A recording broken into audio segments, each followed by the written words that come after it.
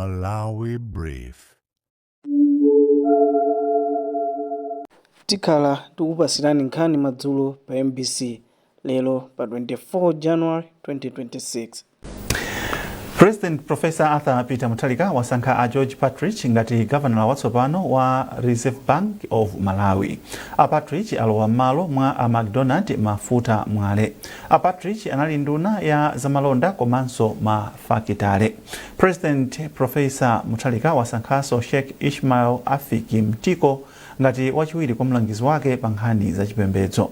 Anthuwa ayamba kale kugwira ntchito m'maudindowa.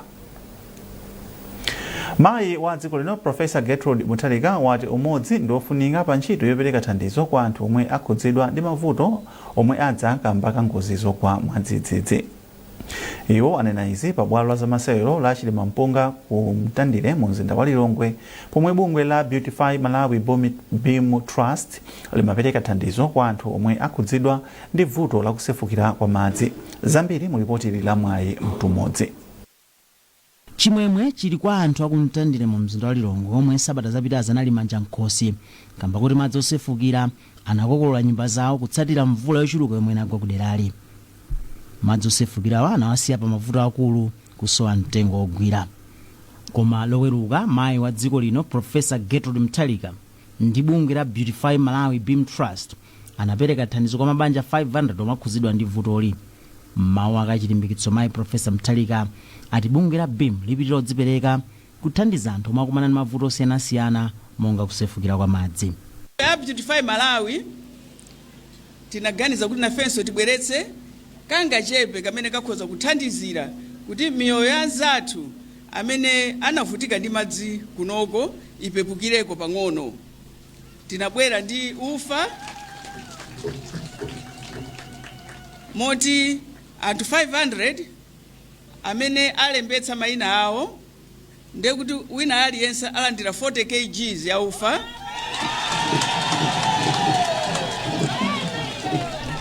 alandira soya pieces, alandira sopo, alandira mchere, komanso pamwamba pa izo pakhala blanket.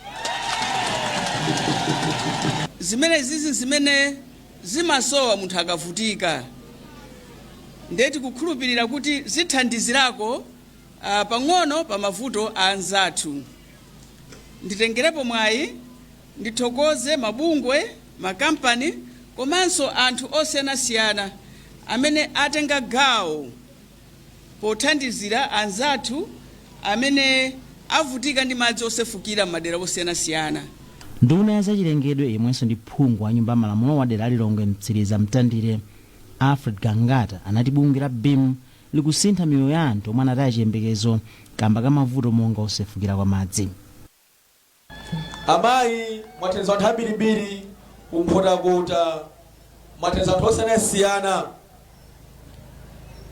Mafumu amene akumana ndi ngozi imeneyi ine sindatchulanso chifukwa achief secretary komanso bungwe la Dodma latchula kale, koma ine kwanga ndi chimwemwe ndikuona ngati ndisankhule kwambiri chifukwa ndine munthu osangalala kwambiri. Polankhulapo mlembi wamkulu wa boma Justin Saidi apempha mabungwe ena kuti atengere chitsanzo pa zomwe lachita bungwe la BIM pothandizana ndi boma kufikira anthu omwe akhudzidwa ndi mavuto akusefukira kwa madzi. Ndipo ndi chikhulupiriro kuti zinthu ngati zimenezi anzathu akalandira ululu uchepa, akhala akusangalala ndi dziko lino. Komanso kubwera kwa katundu amene Your Excellency zikutanthauza chikondi chanu pa Malawi kufuna kutesa mavuto ena aliwonse kuti dziko lino likhale bwino. Komanso monga mmene a Professor ananena, Professor Arthur Peter Mutharika ananena kuti safuna kuti azamve kuti wina amwalira ndi njala mulamuliro wawo. Thandizoli lomwe ndi la ufa, soya pieces, sopo, mchere komanso mablanketi ndi la ndalama zokwana 31 million kwacha. Aka nkachitatu mwezi uno kuti mayi wa dziko lino apereke thandizo ngati ili kutsatira thandizo lomwe anapereka ku area 44 mu mzinda wa Lilongwe komanso boma la Nkhotakota posachedwa apa. Mwayi Mtumodzi, MBC Lilongwe. Boma lati ligula chimanga pafupifupi matani 80,000 kuchokera kwa alimi mdziko muno pofuna kuonetsetsa kuti mdziko muno muli chakudya chokwanira. Nduna ya zaulimi a Rosa Mbilizi ndomwe ayankhula izi atayendera depot ya Adimark ku area 4 mu mzinda wa Lilongwe. Ambilizi alamula bungwe la NFRA kuti lipeze njira zoonetsetsa kuti madepot ndipiti wa galimoto zikuluzikulu zomwe zandanda msewu opita kumalo omwe ogulitsirawa akutsitsa chimanga mwamsanga ndipo kuti eni chimanga ndi galimotozo sakukhala nthawi yayitali pa mzere. Unduna wa zofalitsa nkhani wati uchita chothekera kuthandiza kampani ya Airtel kulimbana ndi ena mwa mavuto akuvuta kwa netiweki omwe akusokoneza ntchito zotumiza ndi kulandira uthenga mdziko muno.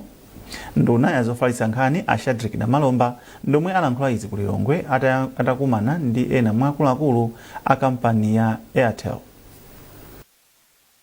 Chifukwa chakuchuluka kwa demand kwa anthu amene tikufuna popeza dziko likutukuka tonse tikufuna kuti tikhale ndi njira zamakono zimenezi kwapezeka kuti chifukwa chakusowa kwa forex akumakanika ndithu kuti aguleka mashini owonjezera kuti tizitha kuti kumaniza kulumikizana bwinobwino pamakina apa. Ndiyeno chifukwa cha kusowa kwa ndalama kumeneko kumapezeka kuti kumakhala kovuta ndiye kuti khanga kuti mashini wakhanga akuchepera mphamvu anthu akuchulukira. Ndiyeno amafuna apemphe kunena kuti tathandizire kuti tipeze ndalama zosachepera $65 million kuti titapeza ndalama zimenezo muzaka mimiyezi kuyambira panopa ndi 18 months upitawo ndiye kuti system iyo anthu sitimakhalanso ndi mavuto amenewo. Chachitatu anapereka kuti zimene fani nafusa kuti chimene tingapange chabwino forex ndiyo chimene tingapange padakali panopa choti tingathe kupanga mkatikati mwathu internally ndi chani ndi amafotokozanso kuti pali system ina yake ya Starlink yoyuza satellite imeneyoyo titasogwiritsa ntchito ndipo tapanga kale apply kumakala kuti ativomereze komano kumakala kozukhanga tizikuchedwa ndeni ineyo ngatiso minister amene makala ili munduna mwanga ndanena kuti amene popo ndikuthandizirani mpaka na amakala watipatse authority yakuti niyo muyambe kupanga njira imene iyo. Ndipo mawu ake mmodzi mwa akuluakulu a kampani ya Airtel a Mphatso Manda ati kubwera kwa ndunayi kuthandizira kuti kampani ipeze ena mwa mayankho ku mavuto omwe anali nawo. Tili ndi vuto limene timakumana nalo kukhudzananso ndi kudulidwa kwa fiber nthawi zina kukhudzana ndi kuba kapena umbanda. Zimene zomwe nthawi zina zimasokonezanso kuti ma services athu athe kupita kwa ma customers. Nde tinafotokozera ntchito zimene tikupanga monga ngati kupanga partner kapena ubale ndi Eskom kuti tithandizenso malo amene fiber athu mwina madulidwa kwambiri komanso tikutha kudutsa ma services athu matha kudutsa mu fiber wa Eskom.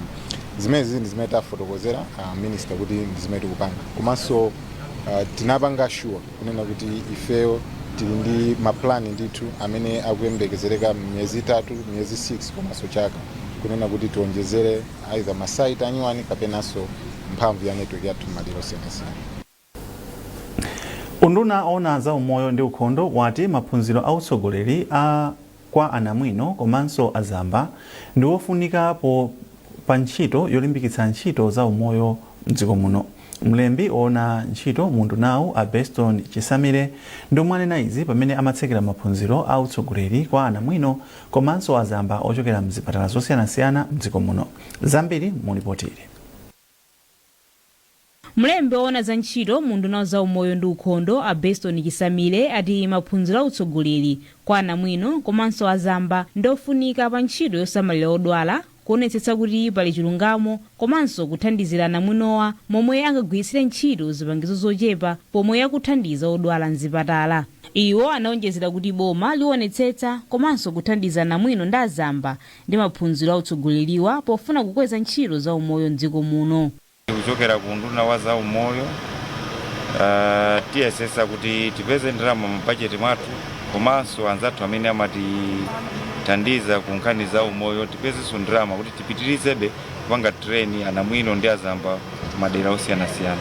Mkulu wa bungwe lona za anamwino komanso azamba la Nurses and Midwives Council of Malawi a Judith Chirembo ati anakhazikitsa ntchito yophunzitsa utsogoleri ataona mavuto osiyanasiyana monga kuchepa kwa zipangizo zothandizira pa ntchito za umoyo komanso chikhalidwe choyipa chomwe anamwino ena amonetsera odwala. Iwo ati maphunzirowa athandizira anamwino ndi azamba kuthana ndi mavutowa. Aphunzitsanso ena anthu oti aziwayang'anira anzawo ochokera ku Nurses Council komweko, ena ochokera ku Ministry of Health, ena ochokera ku CHAM headquarters. Cholinga cha anthu amene wankuti pafupi ndi pafupi azikhala kukambirana nawo amene tawaphunzitsawa mmene akugwirira ntchito yawo ya utsogoleri panopa after kuphunzitsidwa. Mmodzi mwa akuluakulu ku ofesi ya kazembe wa dziko la Britain kuno ku Malawi, a Charlotte Musgrave, ati dziko la Britain kudzera ku bungwe la Florence Nightingale Foundation ndilodzipereka pothandiza dziko lino pa masomphenya ake opititsa patsogolo ntchito za umoyo. Bungwe loona za anamwino komanso azamba mogwirizana ndi bungwe la Florence Nightingale Foundation laphunzitsa maphunziro a utsogoleri kwa atsogoleri 10 komanso anamwino ndi azamba okwana 50 ndi thandizo la ndalama lochokera ku bungwe la Global Health Workforce Partnership. Madalitso Muhango, MBC Lilongwe. Tikupitirira ndi nkhani zathu. Boma lati likukambirana ndi adindo kuti athandize kuthana ndi mavuto omwe kampani ya zosokasoka ya Bangwe Weaving Factory ku Blantyre ikukumana nawo, ponena kuti kampani imathandizira kuti anthu aulumali nawonso akhale ndi mwayi ogwira ntchito. Nduna yoona kuti pasakhale kusiyana pakati pa amuna ndi akazi, ana, ulumali ndi chisamaliro cha anthu, Amere Navicha ndi omwe anena izi atayendera kampani. Charles Pensulo akufotokoza zambiri. Ndunayi inayendera kampani yomwe ndi nthambi ya bungwe loona za anthu aulumali ya Malawi Council for Disability Affairs Makoda komanso ofesi za bungweli ku Blantyre kuti ione momwe akugwirira ntchito zawo. Pa ulendowu zinadziwika kuti kampani ikukumana ndi mavuto monga kuchepa kwa thandizo la ndalama, kusowa kwa zipangizo zogwirira ntchito komanso kusowa kwa misika ya katundu yemwe kampani imapanga. Pamenepa wachiwiri kwa wapampando woyendetsa ntchito za bungwe la Makoda, a Vincent Rangel, anapempha ndunayi kuti ithandize kampani ponena kuti anthu aulumali ali ndi kuthekera kothandiza nawo pa chitukuko cha dziko lino. Makina ndi ambiri ndithu kuteroko tikufuna anthu abwere adzatipatse makina amene aja kupanga invest, chifukwa mwazionera nokha kumene kuja anthu akupanga zinthu, anthu aulumali akupanga zinthu, koma mukhoza kuona kunena kuti ndalama zathu zambiri tikapanga zimapita kwambiri ku makina aja, chifukwa choti makina aja ndi akalekale, nde tikhoza kunena kuti ndi makina ambiri amene tili nawo kuti tindivu. Pomwe amayamikira kampani ya Bangwe Weaving Factory chifukwa cholimbikitsa kuti pasakhale kusiyana, Amere Navicha anati boma likambirana ndi mabungwe, kampani komanso maunduna za ntchito ndi ona zachuma kuti alowererepo. Zimachini zimene akugwiritsa ntchito zakalekale zidatopa, komanso kusowa kwa zipangizo zosiyanasiyana, ngakhalenso mayendedwe awo alibe magalimoto, alibe njinga zoti akhoza kumathamanga ndi kuyendetsa ntchito yawo. Zimene zitatenga mukudziwa inu boma la DPP pansi pa ulamuliro wa Profesa Kapita Mutharika ndilodzipereka kwambiri poonetsetsa kuti tikhale ndi boma lokomera aliyense, mosayang'anira ulumali, mosayang'anira kuti ndi mkazi kapena mamuna. Pa ulendowu ndunayi inali ndi akuluakulu aku nduna wawo komanso abungwe la Makoda. Kampani ya Bangwe Weaving Factory yomwe anayitsegula mchaka cha 1975 kuti zithandiza anthu aulumali panopo kuli ogwira ntchito 68. Mwa anthuwo theka ndi aulumali pomwe enawo ndi alungalunga. Pakadali pano kampani ikuchita ntchito zosokasoka za screen printing komanso zojambula. Kuchokera kuno ku Blantyre ndine Charles Pensulo. Mabungwe omwe si aboma apempha boma kuti lifunse ndi kupeza chilungamo kwa akuluakulu a bodi akale abungwe la Malawi Energy Regulatory Authority MERA pa nkhani ya momwe ndalama za nkhaninkhani zinayendera, ndipo anatula pansi udindo nyumba ya malamulo itawayitana. Motsindika tonena kuti kutula pansi udindo usakhale njira imodzi yothawira achilungamo. Ndikuti tikuyankhula kwa wina aliyense kuti kandi abodi amene ali mabodi anyuwani pano kuti akaona kuti anzawo sadabwere poyera, sadasate chilungamo fota adatula pansi udindo, nawonso asokoneza zinthu m'makampani mwadziwa kuti palibe chimene chitachitikire. Koma tonena kuti kusatira malamulo ngati dziko la Malawi limasatira malamulo, njira ikuyenera kupezeka kuti anthuwa akaoneke ku parliament akayankhe mafunso. Ngati sayankhe ku parliament tindi bungwe la Malawi Human Rights Commission. Apolisi amanga Nyankwawa Khombera ndi anthu ena asanu kuwaganizira kuti anafukula manda amalemu Mahum Samata Zakaria omwe anali akhungu la albino. Izi zinachitika m'boma la Dowa. Mneneri wa polisi Lael Chintembo watsimikiza nkhani kwa mtolankhani wathu Kenneth Jali. Sabata ziwiri zitatu zapitazi tinamva nkhani kuti manda wena mmudzi mwa Khomera kwa Yensa Kambewa ku Dowa adafukulidwa. Mandawa anali wa mzimayi wa khungu la albino, ndipo ameneyu adamwalira ndi kuyikidwa m'manda mu August 2023. Mandawa adafukulidwa pa 12 January 2026. Ngati apolisi titalandira milanduyi tinayamba kafukufuku wathu, ndipo ndithokoze apa kuti anthu anatithandiza mukafukufuku amene zotsatira zake tatiutsaleroyi, kuti anthu okwana 6 kuphatikizapo anyakwawa mmudzi wa Khomera amene zinachitika izi ndi amene atengedwa kuti afunsidwe mafunso ndi apolisi. Momwe zateremu ndikuti onsewa tikuwapatsa milandu, ndipo masiku akubwerawa tatengera ku bwalo la milandu. Pasala munthu mmodzi amene tikumuyang'anayang'anabe, ndipo posachedwa apa ndikukhulupirira kuti timpeza kuti amene timpatse milandu limodzi ndi anzakewa kuti akayankhe ku bwalo la milandu. Mawu anu akhoza kukhala otani kwa anthu akhungu la albino kuyang'anira pa kumangidwa kwa anthu amenewa? Tinafuna tiatsimikizire mtundu wonse wa Malawi kuphatikizapo anzathu akhungu la albino kuti ife apolisi sitikukhala chete pa nkhani ngati zimenezi. Tachilimika kwambiri kulimbikitsa kafukufuku wathu kuti anthu amenewa tiateteze ku mchitidwe wa mtundu ngati umene ungachitikire nthawi ina iliyonse.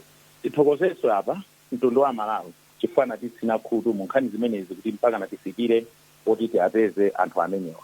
Tikukhulupirira kuti chipambano chilipo ndithu. Ndipo munkhani za masewero, Mzuzu City Hammers yadzidzimutsa Silver Strikers poyitulutsa mu chikho cha Castel ndi zigoli ziwiri kwa chimodzi. Masewerowa omwe anachitikira pa bwalo la Rumpi, ndipo Oblesimbi ndi Isaya Nyirenda anagoletsa zigoli za Hammers yomwe inachita kuchokera kumbuyo. Izi zikutanthauza kuti Hammers izasewera ndi Mighty Wanderers mu ndime ya quarter final.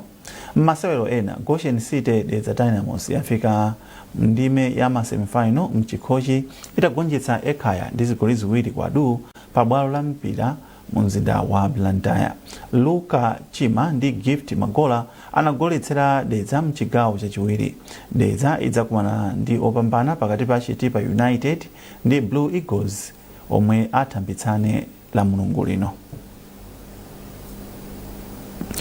Atsogoleri a maiko apa dziko lonse awalangiza kuti alimbikitse ntchito za luso la makono la Artificial Intelligence AI mtendere komanso ntchito za malonda ponena kuti ndi zomwe zikhoza kusintha mwachangu chuma cha maiko.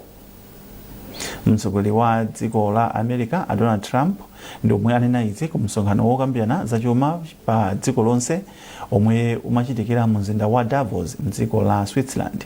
Telson Magombo ali ndi nkhani yonse. Msonkhanowu omwe achitika pamutu oti kulimbikitsa mzimu wa umodzi ndi kulolerana pomwe pali kusiyana maganizo unabweretsa atsogoleri a maiko pafupifupi 130 kukambirana mavuto omwe dziko lapansi likukumana nawo. Mwazina msonkhanowu wathandiza kukhazikitsidwa kwa bungwe la Board of Peace lomwe lithandize kumanga ndi kukonzanso zinthu zomwe zinawonongeka kamba ka nkhondo ndera la Gaza ku Middle East. Poyankhulapo mtsogoleri wa dziko la America Donald Trump yemwenso ndi wapampando wa bungweli wati bungweli ligwira ntchito mogwirizana ndi bungwe la United Nations. Ena mwa atsogoleri omwe anali nawo pa msonkhanowu ndi mtsogoleri wa dziko la France Emmanuel Macron, mlembi wa bungwe la United Nations Antonio Guterres, mtsogoleri wa dziko la Ukraine Volodymyr Zelensky ndi ena ambiri. Telson Magombo, MBC News. Ndi ripoti limeneyo tafika pa mtsiriziro pa nkhani zathu.